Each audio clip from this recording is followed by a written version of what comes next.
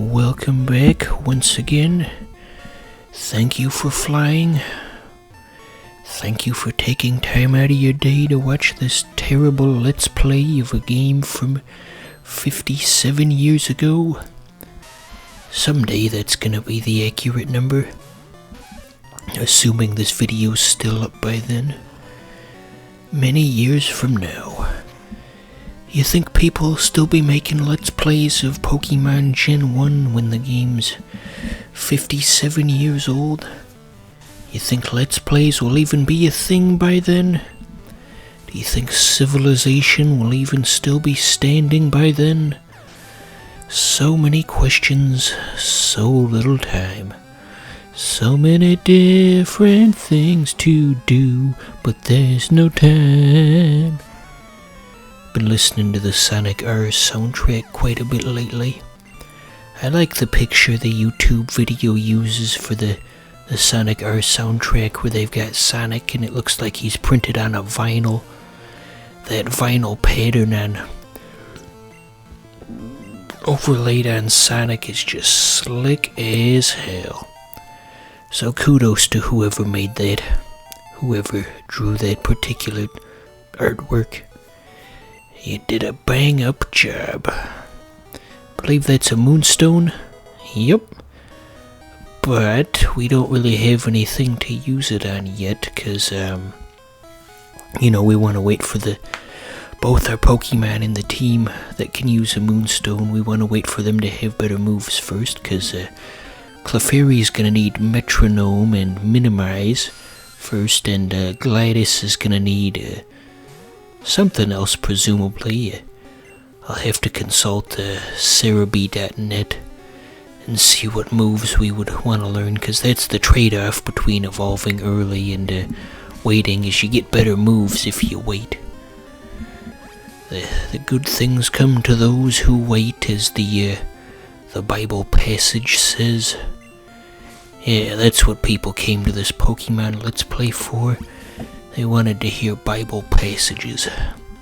I don't know nothing about none of that. I'm just an uneducated fool. What level? Oh wait, never mind, I answered my own question. So yeah, Gladys is pretty close to getting to the second stage evolution. We're nearly there. Give Barney Rubble some exercise, I guess. Hey friend, I'm a Pokemon now. That's a terrible impression of that. I was never too big into the Flintstones. Probably because it, was a thing 30 years before I was born. I mean, they've had reincarnations of the Flintstones since then. I mean, if you want to aim for a bit closer to my age demographic, they had the Flintstones kids, and, it was like that early 90s trend. Good God. That move packed a bit more of a punch than I thought it would. Anyway, there was that early 90s trend with all the Hanna-Barbera cartoons were made into like kids versions, so you had the Flintstones kids and the Tom and Jerry kids and a pup named Scooby-Doo, and I got to see all of those as a kid of the 1990s. And I remember there was a Flintstones Christmas special that was a bit more new. It came out, several years after the original, and I remember it being really mean-spirited, because they had this scene where the Flintstones were all, saying their prayers before the big Christmas dinner, and it was a parody of a Christmas special, and so the character who was supposed to be Tiny Tim says his line about "God bless us, everyone," and then they added onto that where Wilma says "except Fred." I don't remember what the context was, but just thinking about that, I was just thinking, Jesus Christ, what a mean thing to say in a kid's cartoon. God bless us, everyone, except Fred. Good God. What was that even? Do people even remember that special, or is that just? Am I just misremembering it? Am I combining two different things? Look at that. Toby Keith went down in one hit. got bit by a big old rat. I guess we can try with more potions, but I think it's just kind of a lost effort. Boy, this Raticate really kicked our asses, didn't it? This is just pitiful. It burnt through like 4 potions trying to take down that single Raticate. Okay, we're gonna do a hard cut. Yeah, just like that.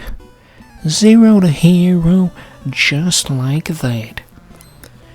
How many times have I said that on this channel? Quite a few, I'd imagine.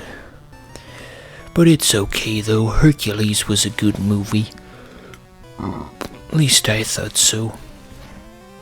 If I were to watch it today, I'd probably just get bored and leave. I'd say my attention span's probably actually gotten worse over the years compared to what it used to be. I mean, it's supposed to go the other way around, you know, as you get more mature you can give more attention to things, but I don't know, I guess I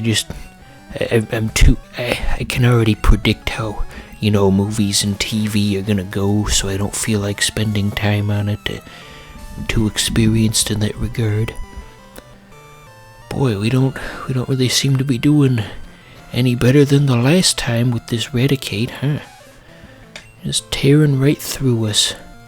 It's doing it even faster than it did the first time.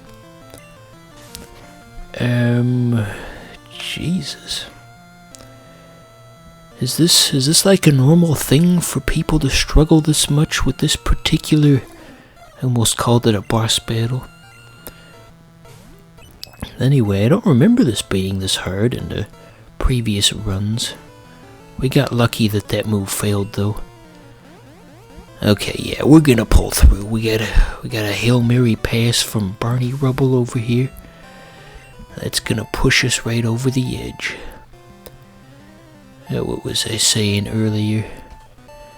Frack, I lost my train of thought and now the episode's gonna suffer. Why are we still here? Just to suffer? Okay, yeah, I had to do another cut so I could get back to the Pokemon Center and continue about my journey. As Barney Rubble on his own couldn't carry the team through the rest of Mountain Moon. Lots of backtracking conveniently left out of the episode. Fuck me, what was I gonna say?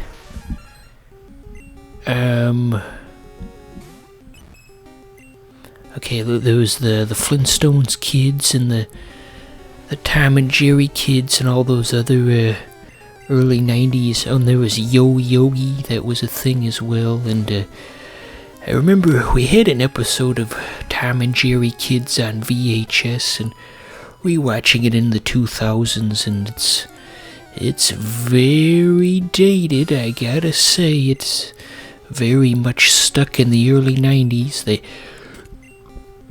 They had like a bad guy in one of the episodes who was also like a hip-hop artist. His name was Rap Rat.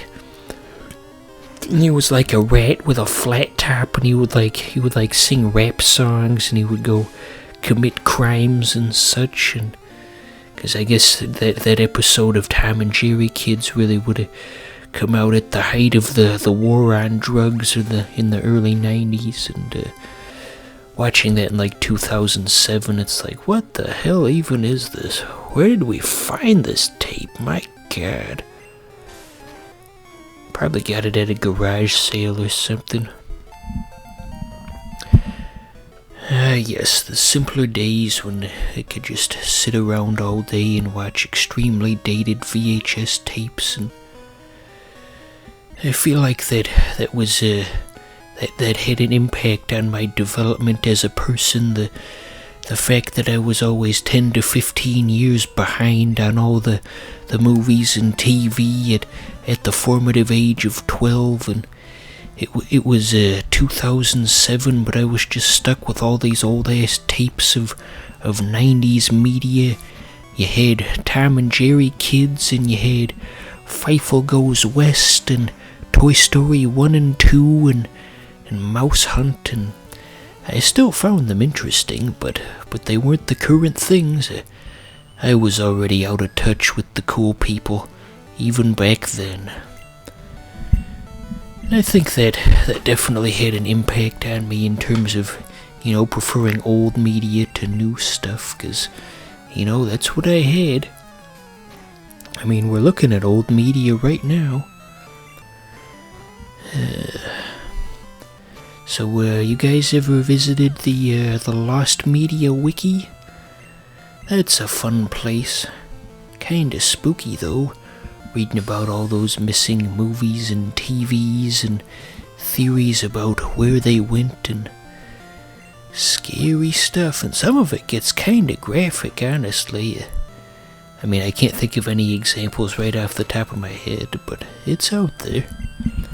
One of my favorite articles about on the Lost Media Wiki was about the Wallace and Gromit movie, the one that came out in 2005, and apparently there was an earlier draft of the movie or something, but the studio caught on fire, and so that was lost, and there's actual footage of the studio being put on fire, and then, the footage of the studio being on fire and then being put out by the fire department. I don't know who would have taken the time to film that, but I'm gonna look that up later. It was filmed with one of those old school cameras where it has the date in the corner and the plain text. They don't really make those types of cameras anymore, do they? Now it's just all cell phones. Ugh. It's got a pig nose. We only have to see it from behind though, so it's okay.